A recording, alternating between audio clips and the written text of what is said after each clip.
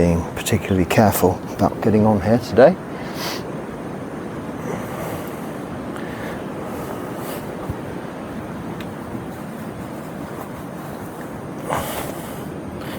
No, that's ambitious. There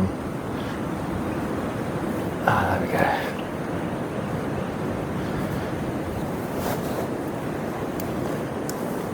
Good, now I'm comfortable and in the relative peace, tranquility and quiet of the pineapple grove by the sea, having just come down from my little place on the edge of town, or edge of it's a small town, on the main road, where the Katina festivals are all beginning at 5 o'clock this morning. Around that time, the procession of lay people with their trees that they pin money to, the whipping, cracking whips, the bangers, the fire bangers, and the drums, and the very loud chanting as I was walking down through the crowds. There are some crowds at this time. It's a special day for them to celebrate. Mainly for the lay people, it's very loud, and I was ducking like this to avoid having my eyes whipped out by the boys whipping their very professionally, these whips that make the big bang sound, and cracking your whip, I think is the expression. I thought, you know, if they take a monk's eye out, that's not good karma, surely. But their focus is very much on their procession and the day, and not perhaps the fact that there are actual monks wandering around at that time of the morning. So we give them this opportunity, and they raise lots of good funds for the monasteries, and there are various. There's a very good talk explaining all of this. The Katina in Thailand, at least anyway, from Ayya, I think Kima Wanso, I'm not sure of her name. It's on the Buddhist Web Insights channel. I'll let you look that one up anyway, rather than me explain it all. My practice is such that I leave the lay people's festivities to the lay people to celebrate. I get on with my usual routine. So shortly after this, I will be able to go on alms round into the town again, as I did yesterday, and now will be my continuing routine. I think the time to do it here is about 7:30 a.m, just before the shops open. It gives people the opportunity to give you some whatever they wish to offer, and if they of the mind they rather want to just give you money, you can politely say no, which I always have to do, and they can then, with the shop is about to open, they can go and buy you some water or a sandwich or something like this. So it seems to be that's the time to. No one else, no other monks are on Pindapat in this locality. Their food is brought in by the lay people to their monasteries, I think. There aren't very many monks in those. There's 2 temples quite near me. I've only seen 1 monk in the temple, and I've seen a few wandering around the town at different times. So I've taken this opportunity to spend 40 minutes, an hour. Well, I didn't check the time again, did I? Yes, to go through some more of your questions. I've now caught up nicely since my last questions and answers catching up talk, so I'll continue in that vein. It is rather useful. Your comments, your questions bring up not only the questions you have individually, but of course things that maybe people are concerned with in their practice, their meditation, and just haven't thought how or whether to ask. So it gives everybody the opportunity to learn from all of our shared experiences. And my experience I'm sharing with you is coming from the point of view of a monk now living in Sri Lanka and able to practice the very standard routine of a monk. And that is, I wake up at 3 for meditation, and at about 6 I reflect, I'll say. I won't call it puja, morning puja. It's morning reflection. I chanted Tipiso, Bhagavadaham Samma Sambuddho, and the Swagato and the Supatipano, the reflections on the Buddha, the Dharma and the Sangha, the 9 qualities of the Buddha, the Dharma, the Sangha, and a short blessing for all beings. That's sufficient. Light some candles, light some incense, and that's a nice way to start the day at 6 o'clock. At around 6:30, but that's becoming more like 7:30, gives me the opportunity to clean some cloth, do some laundry, basically, in my bucket, and hang it on my string. My string has been replaced. The lay people saw my coconut string effort and the wobbly tree, and they've now put up a whole array of drying lines for me, made of proper wire, coated plastic, coated wire, beautifully tied and no dodgy ends to different posts. I don't have so many robes to dry, but it's wonderful. They put all these things up for me. They saw me, I wasn't struggling, it was quite adequate what I had, but they won't let you suffer like that. They make life very easy here for the monk, so that you can concentrate on your practice. And this is the point of the support. We can support the lay people with help, with meditation, with sila, and developing wisdom, and they help us in those practical ways. And it's so beautiful to see. I came out to put something on the line, and it was all changed and beautified. Then, having put a few items on the line, just my sitting cloth, that was all, and a cloth I wiped my bowl with, I came out for some reason later, I think to bring it in, and they put pegs for me, because I don't have pegs. I don't really need pegs either, I just fold it in half.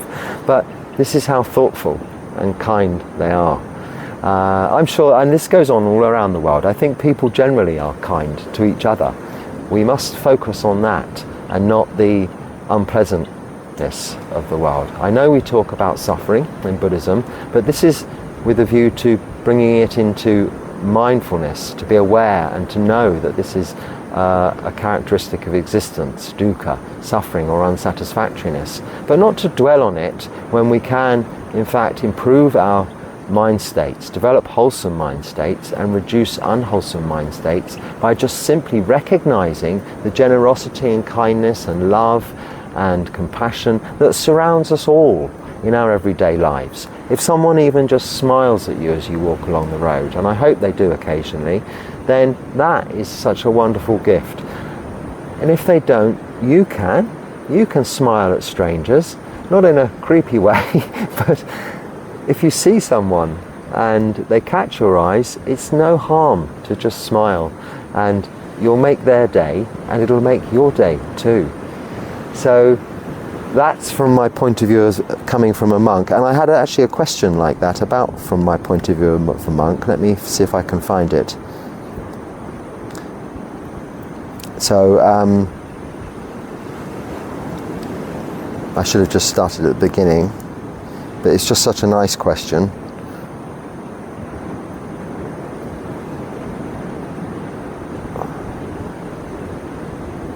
And appropriate to that. So just watch the breath as I look for this. Well, I can't find it.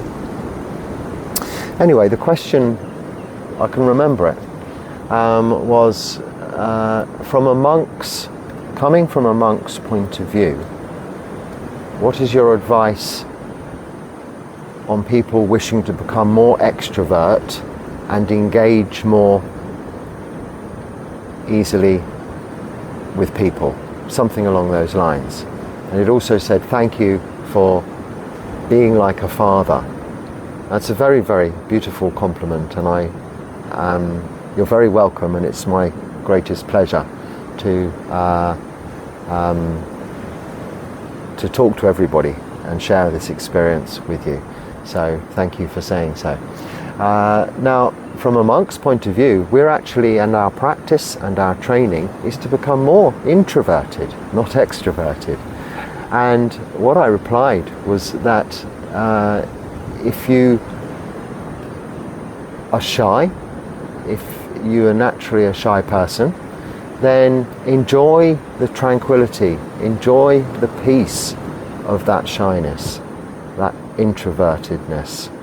And don't necessarily worry about trying to put it out there, the extrovert. Now, I appreciate if it's a career, a job requirement to be outwardly going, then this could be a little difficult, and maybe one could review your career options in that case.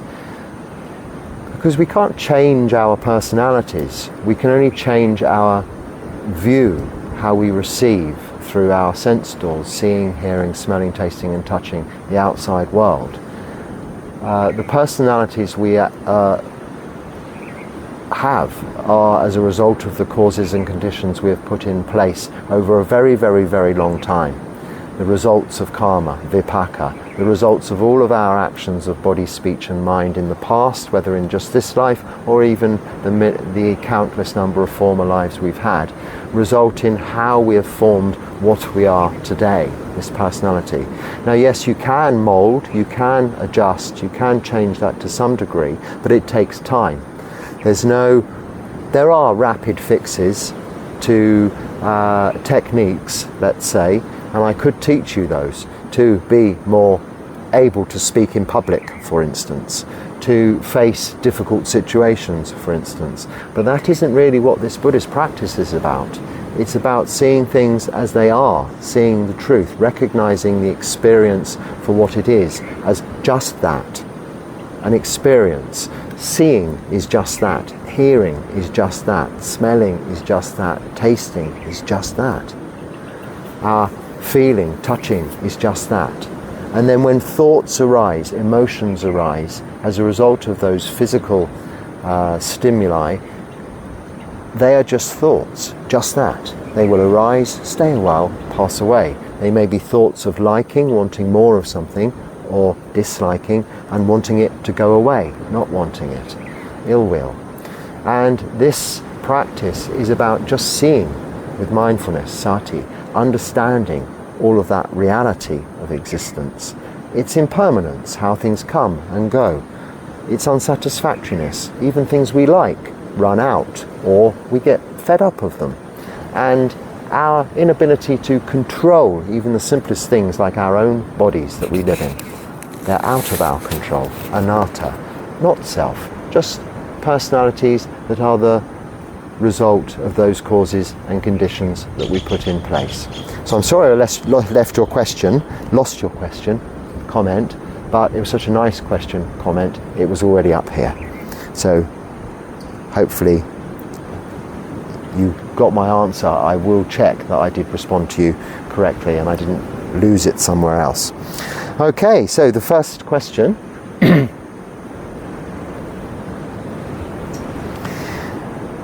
Hope Sri Lanka is treating you well.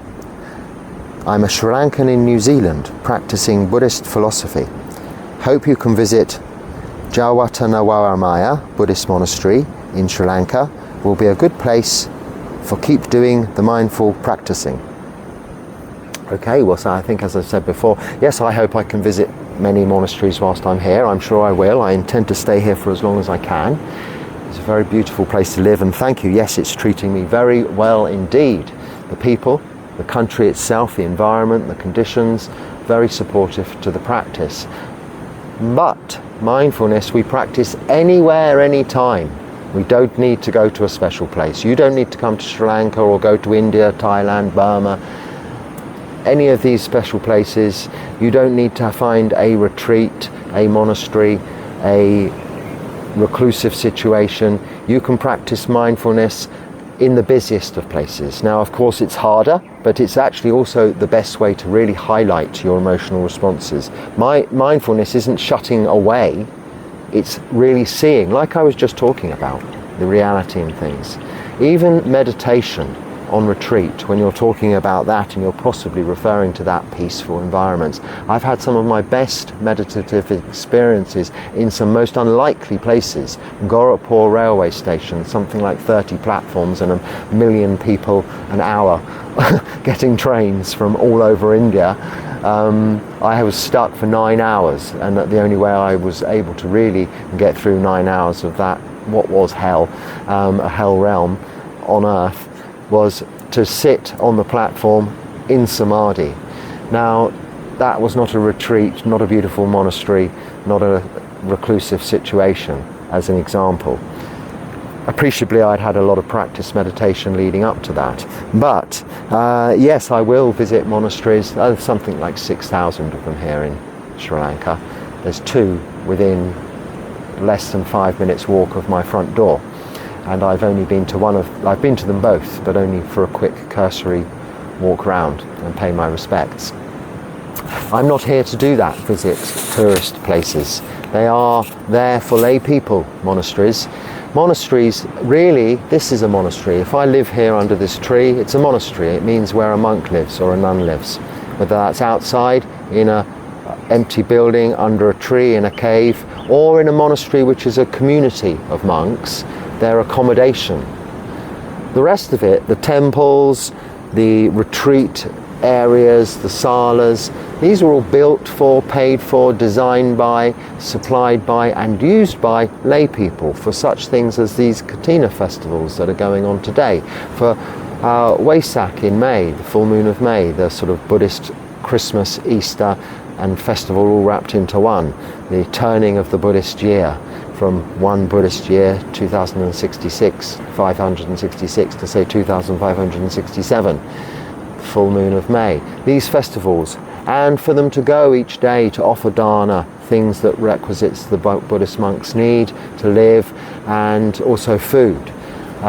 This is their purpose. So as a monk on Tudong, I'm wandering from place to place with no particular place to go. And I appreciate and I accept and I like the fact that you share with me your pleasant experiences of all these temples and keep sending in those recommendations.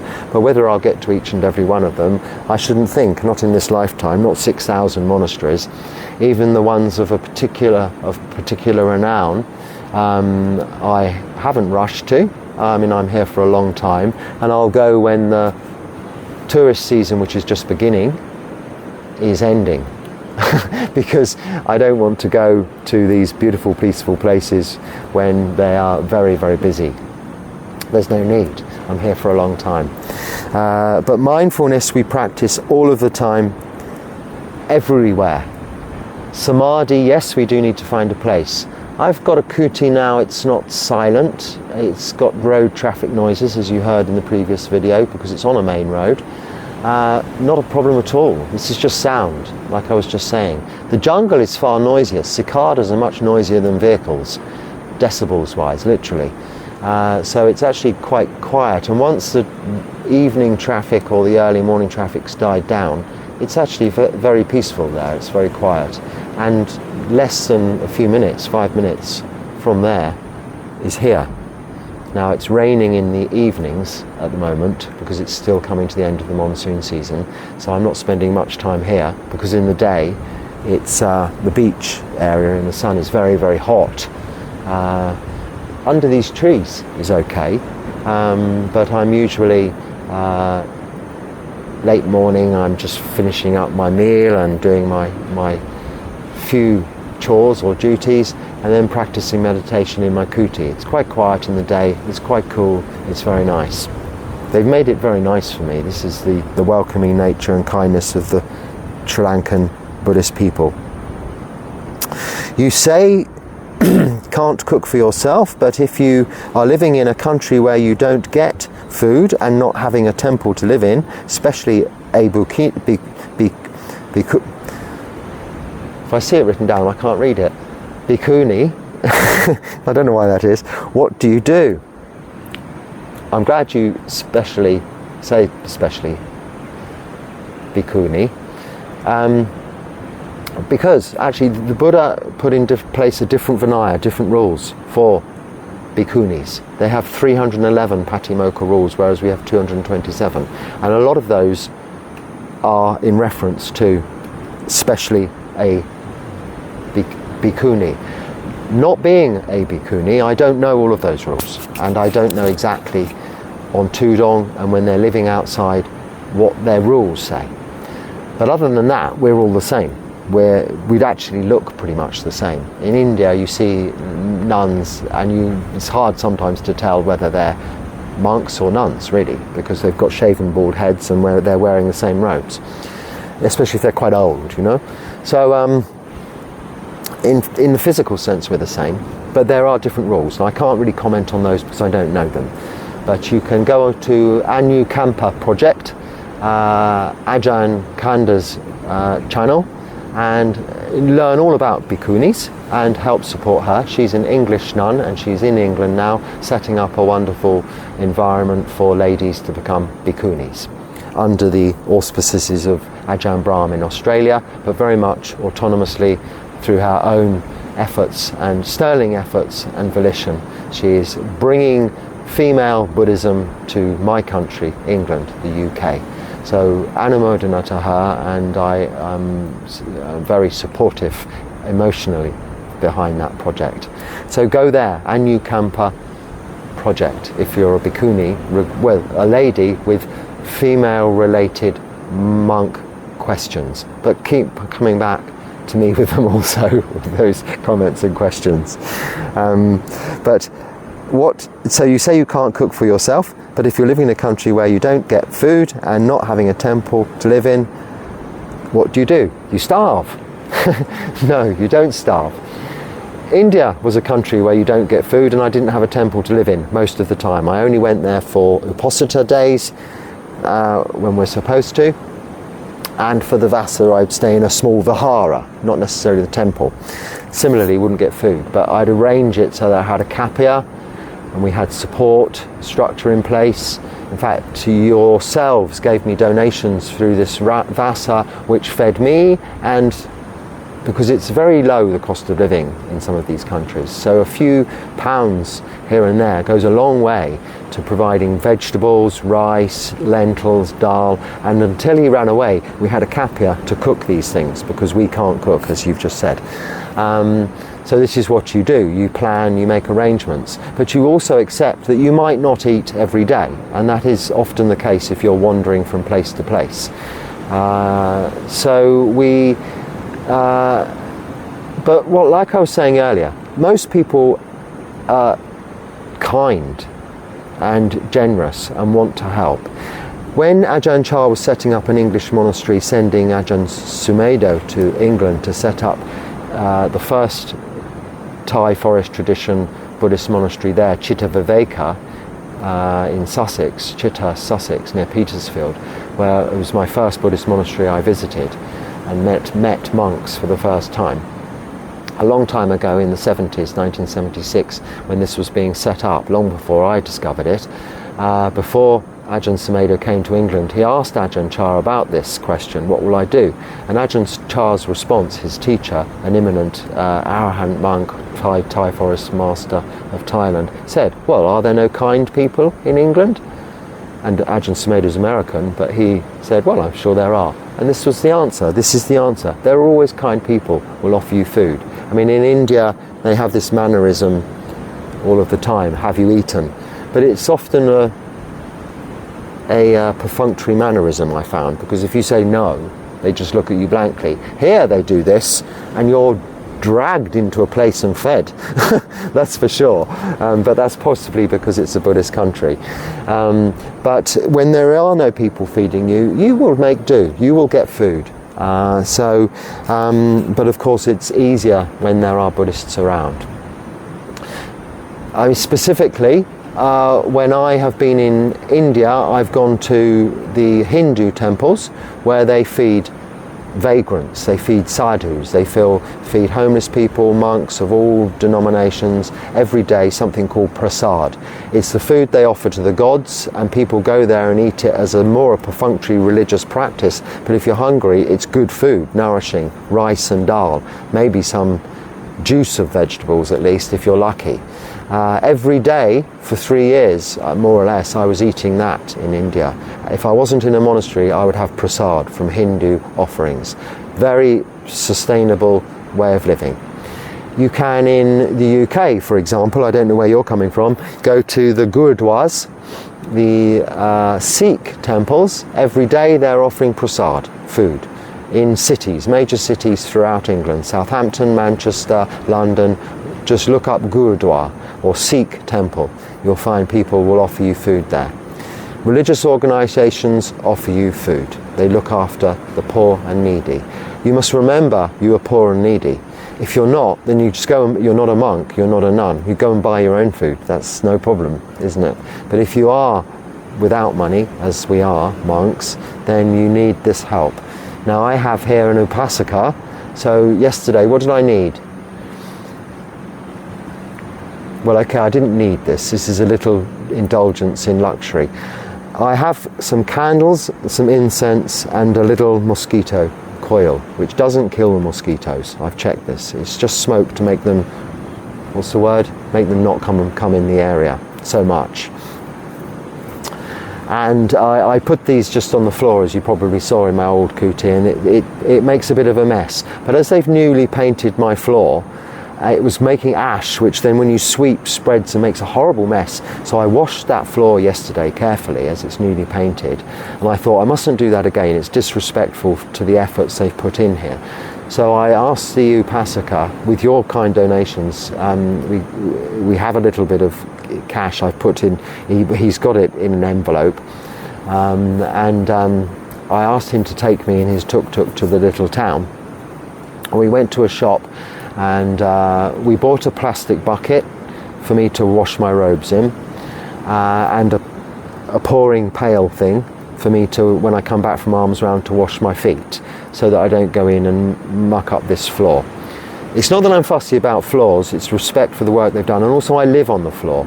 I sit on the floor, I sleep on the floor, I eat on the floor. Okay, in my bowl, but all on the floor. So the floor has to be a clean place. I have an inside broom and there is an outside broom. There isn't, but there will be. So that there's this barrier of hygiene between outside and inside. Actually, this is a very clean country, so it's not so much of an issue. Though there are places whereby you really wouldn't want what's on the floor outside to be coming into where you're sitting, sleeping and eating. So this is the principle behind that. So I asked him also to take me in there, and we found, just very, very inexpensive, a little stainless steel disc-shaped tray and 3 little disc-shaped small trays that go inside the tray. So they've got a little place for a candle, incense and something else, offerings if you like, but in my case that's just a mosquito repellent, that's the word. So they like to put little offerings of food and water. I don't do that as a practice, offering stuff to a statue. That's not my thing. But if they want to come and do that in my place, they can. They're also going, so yes, so with this little bit of money, having an upasaka, if I didn't have an upasaka, I couldn't have done that, of course. So he was able to do that. So for a few rupees, Sri Lankan rupees, that's a now little way of keeping it clean in there and giving a place if people visit me, as they are promising to do. It's nicely, everything's nicely done.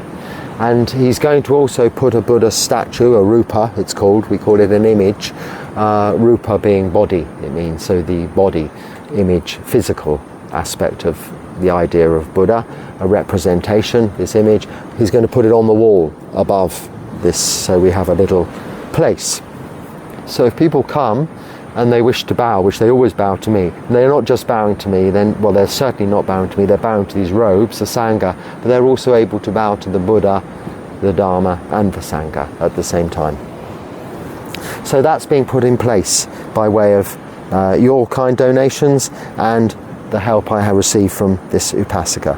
So that's what you do, you make do, but people will look after you. I hope that answers your question. It's all gone blurry, and that's not my eyes, it's, there we are. So something about traffic noise. And I've answered that really, haven't I? So, yes, without seeing the question. So how to focus on movement of the breath? You know, wherever it's comfortable. Anapanasati means mindfulness of breath. So some people focus on the breath at the tip of the nose. Others focus on it at the tummy, rising, falling, noting in their mind, tummy rising, tummy falling. What this is doing is giving you the nature of the breath in terms of inhalation, exhalation, and its impermanence, reflecting on that. If you're observing the breath at the tip of the nose or around this nasal area, whatever is most easy, you're asking me how to, it depends what suits you. That, for instance, doesn't suit me. What suits me is to observe the whole body of the breath, as it says in the Anapanasati Sutta. Mindfully observing the whole body of the breath, or the body of the breath. Now some translate this as the breath as it goes throughout the body. I translate it as in, or think of it as in, like a body of water. A lake is a body of water. A big pond is a body of water. Or we have a body of air. Now we breathe in a body of air, so a volume, a specific volume of air in. That same specific volume of air we exhale, we breathe out. That is a body of air. Now I observe the whole body of air as I breathe in and I breathe out. And the best way I find to draw my attention to that is to notice the temperature difference. On the inhalation, the body of air is cool. On the exhalation, the body of air is body temperature, unnoticeable. So you can notice it when you breathe in as either warmer or cooler than the body. Warmer or cooler than the body. As you breathe out, it is unnoticeable. You're experiencing the whole body of the breath. Personally, I find that the easier way. But it's very much a matter of your own experience. I can't really... Some people say they can notice the breath at the top of their lip here. Well, unless I lick the top of... Even then I can't really. It's person specific. Try various different... When you're not meditating, just sit there. Like this, breathing, and see where it's noticeable most. And then choose that as your place. There's no specific place. But the whole body of the breath is the Buddha's prescribed method in the Anapanasati Sutta. And try that. It's a very wonderful way of also experiencing the depth of the breath, the speed of the breath, the quality of the breath, and really learning to enjoy the breath, which is what Anapanasati is about. Enjoying each and every breath. I really hope I turn the camera on. Especially as I've deleted the questions now as well. That's one reason not to do that, isn't it? Thinking about it. They're all there on the YouTube, but I'd have to go back and find them again. And if I've replied to them, they disappear, you see, which is why I don't get those threads. So I can get the threads as another way of doing that, but I think people are answering to that because there seems to be less threads now. I'm checking, and there are less. There used to be lots, so thank you for that understanding. I don't mind how many comments I get, infinite number, that's great. But those threads, I don't describe it well because I don't quite understand it, but they grow infinitely. They're a rabbit warren of debate that I'd rather not, I haven't got time or inclination to get into. So here we go again. Monk's rambling. He'll start talking about coffee again in a minute. Oh, that's one thing I get an opportunity to. Before Arms Round at 7:30, when I go back to my kuti, I probably will have time for a cup of delicious Sri Lankan coffee and then go on Arms Round super speedily. So that in mind, it's only 6:30, so we're okay for time. Thank you for answering my question, Bhante. It is much appreciated. You're welcome. I'm not sure what the question was, though, but that doesn't matter. What are your thoughts on Taoism, and do you think that it is compatible with Buddhism, or do you think it is completely incompatible with Buddhism? I would say, I don't know, and I'm not an expert on Taoism, but I'd say it's compatible with Buddhism. Wu Wei, the way. It's about using the force of nature, going with the force of nature.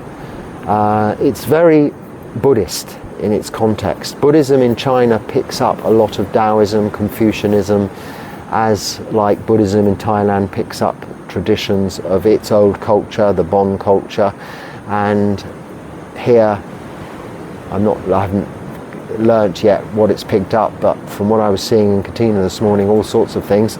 So but in terms of the specific practice of Taoism, I'd say it's very compatible.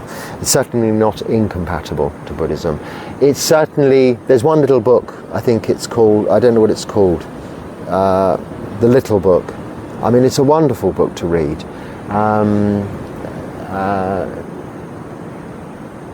By Lao Tzu, the Tao. Tao or Tao or Wu Wei, these are all much the same thing, I think. Confucianism is a different thing. But Tao, Tao, Wu Wei, very compatible to Buddhism. And I mean, I'd recommend anybody, if given the time, is better off digressing and investigating something like that than an entirely different tradition of Buddhism.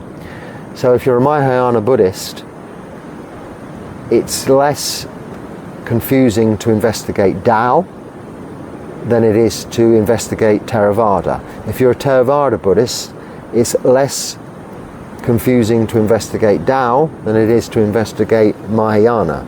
It's complementary, Tao, to all Buddhist schools. Does that make sense? I hope so. Dear Phra Dan, you mentioned in an earlier video not to move while meditating. Most monks sit without moving. What about straightening your back when it starts to slouch or bend whilst meditating? Also, how do you meditate on pain when you get knee or discomfort, etc. whilst meditating? Sometimes watching pain makes it worse. Yes.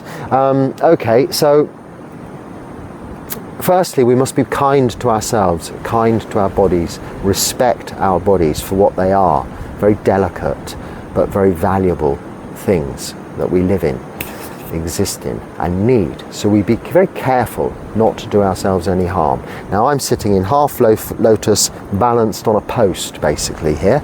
I'm not leaning on this tree. It may look like that, but I never lean back. If I was to lean on this tree, I'd be covered in some kind of sea algae moss. That's not why I'm not leaning on it. I find it more comfortable to sit with my back arched in at the bottom and shoulders back. But even during the course of this talk, I've gone like this. It's our natural inclination to slouch. Now, this will happen in meditation. Don't worry about it. It's okay. But you'll see monks in samadhi like this. It's okay. But if you can lock your back in the beginning of meditation like this, you will stay like that. The point being, even with the legs, the movement of, say you have some pain in your legs, any movement of your body, conscious movement of your body, willful movement of your body, you're stopping your meditation and you're starting again. Remember that. So if you can avoid this, then by sitting comfortably in the first place, in a posture you can maintain throughout the duration of the meditation, then this is the answer. So if you have pain, again, you're changing your meditation object from, say, the breath to focusing on the pain. You're starting again. So avoid getting the pain in the first place. Now, of course, sometimes it's unavoidable. Practice this posture. Watch my video on how to sit in meditation, and then that's one. The one that's got loads of views, I suppose, is, I don't know, it may be useful. Can't remember it now. But there are others on here, how to sit in meditation for a long time, which give instructions specifically as to posture, how to do it. And this is the answer to your question. You mentioned earlier in a video to move, not to move. Yes, I've just said that again, haven't I? What?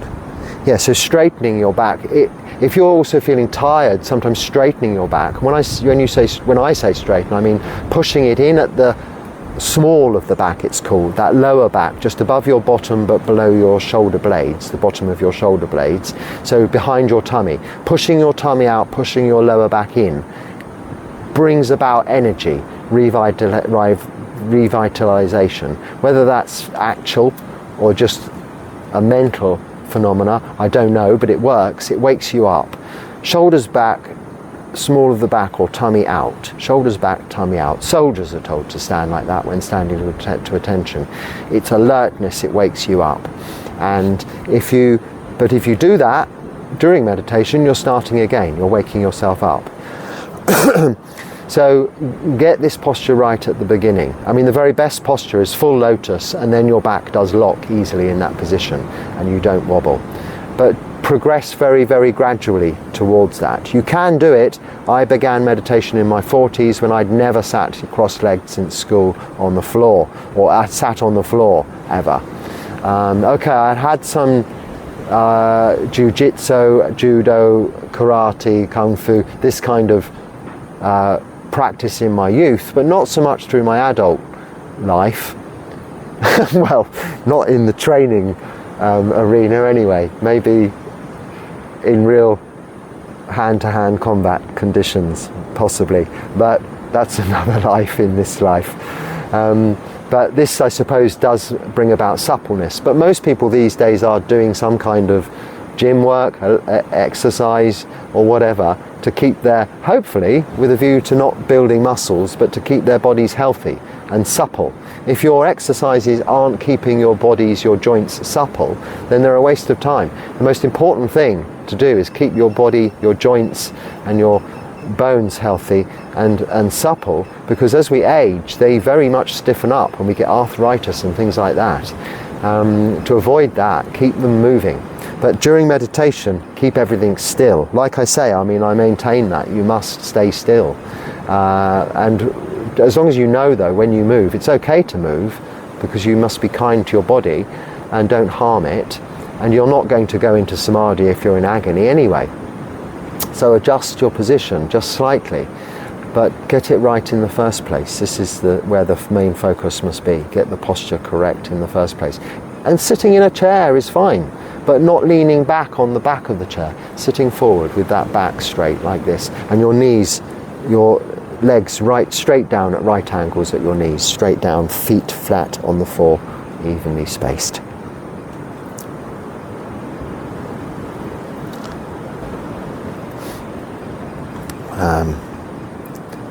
I think those lizards are Komodo dragons. Actually, I found out what they are. They're called waran here, which is the South Asian water monitor lizard. It's a long lizard, about 1.5 meters long. I've seen them ranging from a few feet to about 5 feet, quite big, long. A waran, it's a South Asian water lizard with a long pointy nose. Yes, someone said don't worry about it. I don't worry about things like that. There are many poisonous snakes and things I don't see because they get out of your way. Metta is the answer. The dogs, the cats, the spiders, the scorpions, unless you're going to give them any harm, threaten their own well-being, they're going to leave you alone. And I don't worry about things. I just appreciate their lifestyle. Okay, these animals, a lot of them are killing insects and things to live. They have to. They can't help it. But other than that, they're very sedentary. They have very peaceful lives, and you can learn a lot from how reptiles practice meditation, because after all, that's what they do. They're cold-blooded creatures. They just lay in the sun to warm their bodies up, and they stay very still, motionless, in samadhi. In fact, it's a sad story. I had a little gecko, and it was so long in samadhi, I thought, I'll move him. So I just gently moved him, and he was dead. And I think what had happened, he had crawled into the electrical socket and electrocuted himself, because he was just below the electrical socket. So, and the socket was switched off, but sometimes they have a little short in the wiring in Asian countries that still you get some current coming through. So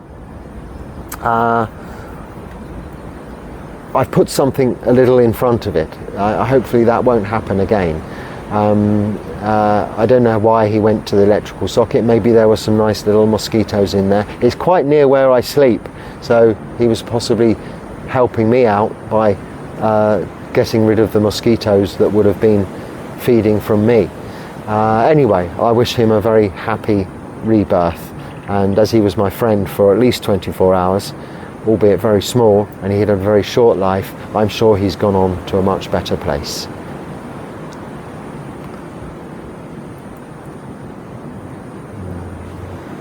I was trying to think of the little chant, but I can't remember it. Hello, thank you for the video. If you don't mind answering, how did you lose your finger? Someone's answered for me in one of these. Actually, this is a reply directly to the question, so this isn't what I'd call a string, but when they go on from here, it becomes a string, as I have, because I've replied also. I've replied, you're welcome, it's my pleasure. Yes, this is correct. Be happy and stay well. What is correct is, this is the finger they're referring to. When living in a forest in England, he was cutting a branch and cut his finger quite badly, and it did not heal well, so he decided to have it amputated. Perfect answer, and a lot more concise and precise than the long waffling story I might have given. So yes, that is the answer. Thank you very much. Well, it looks like you answered your own question. Anyway, I don't mind who answered it. It's the right answer. It's the same little picture. Did Buddha said that I am God and worship me? No. Be happy and stay well. No, he didn't say that, and I do think actually that is one of the comments that now does have a big string attached to it. But when I took this screenshot of the comment, it didn't, so we'll leave it there. But there's no praying or worship in Buddhism.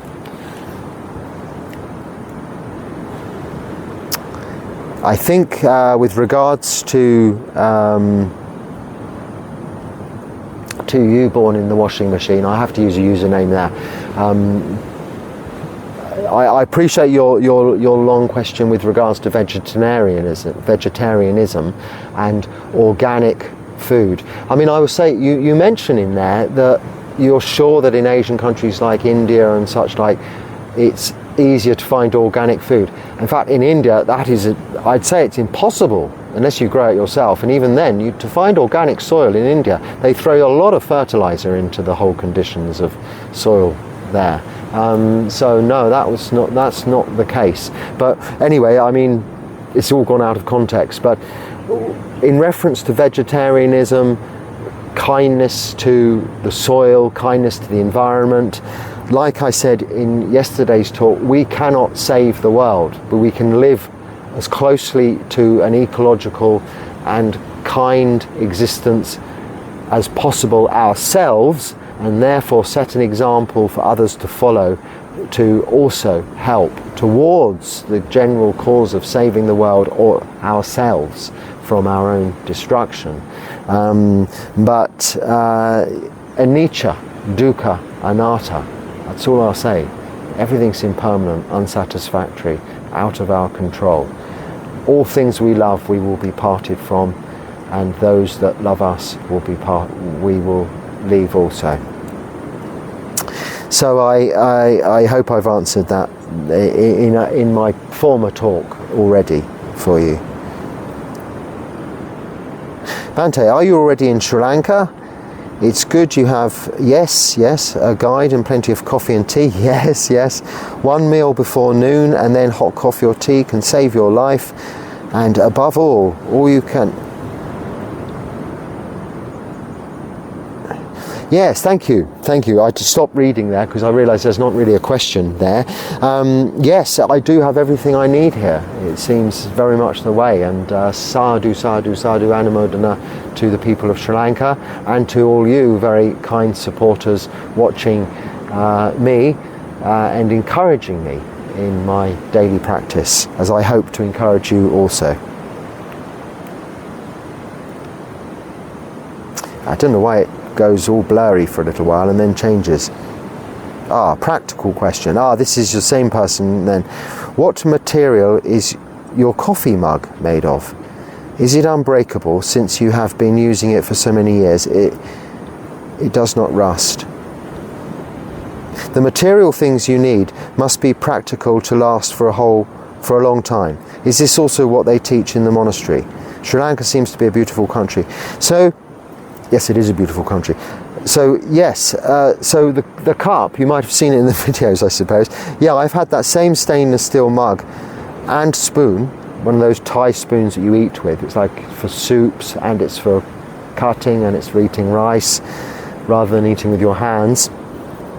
I've had for about 8 years since I first went to the monastery. It was given to me in my monastery in Thailand, and I've had the same stainless steel, in answer to your question, cup and spoon ever since. This is not part of a monk's requisites, just our bowl, stainless steel or iron bowl these days anyway. It used to be a skull, but now it's a stainless steel or iron bowl, which we eat with our hands in India. But I have a stainless steel spoon also. I have that because prasad I was eating in India was so very, very hot. It's considered appropriate for it to be very hot when you offer food to the gods. So it used to burn my fingers literally, and I'd have very burnt fingers trying to eat it because they eat prasad quite quickly. So I eventually took my Thai spoon with me, and a cup for my coffee is stainless steel. I've had those for 8 years. They're not part of our 8 requisites as a monk though, so technically I shouldn't have them. You can have them, you can have extra things, but we don't consider them as our own. They're borrowed, we're using them for the time being. And technically that is the case. They're from my monastery in Thailand, which I will return to one day, and they are used, they are part of their requisites in the monastery from the kitchen, and I continue to use them and look after them to this day, and they last for a long time. As with all practical things, there are very few other things. For instance, what I bought yesterday, that little tray I was describing, when I move on I will leave those things there for the next occupant. I never take things like that. Oh, they've supplied me with a kettle as well. Again, that will be left there, and as it was in the last place. When I left the vihara I was staying in I don't know whether you saw that, something went up the tree, just then in Ketohali, I left all manner of things. I can't even remember what it is. Extra yam bags, like my bag hanging up there, even phone charging things, bits of accessories, things like that. Anything I didn't need, I bought the bare minimum with me. A charging wire, a charging plug, one power bank, and that's all I need, the basic bare necessities, so that everything I own in the world fits in my pindapart, in my alms bowl, keeps it dry and safe. Then all I have to carry is my passport and tickets or whatever in my yam, and my sitting cloth, and my 3 robes that I'm wearing, my lower robe, my upper robe, my outer robe, the sangati, which just goes over my shoulder, and my alms bowl. This is all I move around with, what I carry with me. But interesting enough question there, quite good.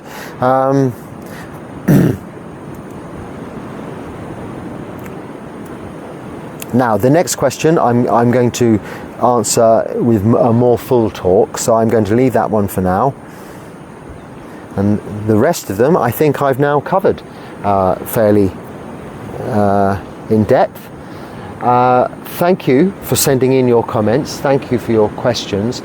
Yes, email questions. Now, occasionally I might make a talk based on something I've discussed in an email.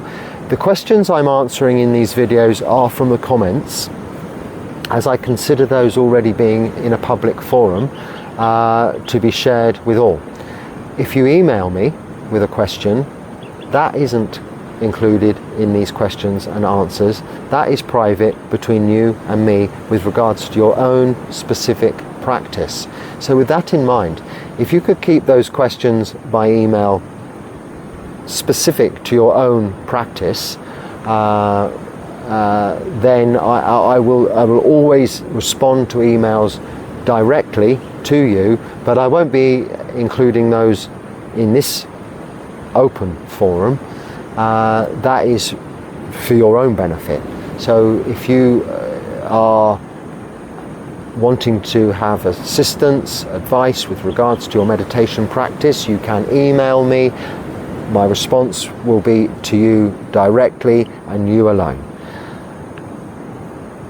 So if you don't hear your question answered, this is what I was going to say here in the video, it's because you've emailed me and I've answered you directly.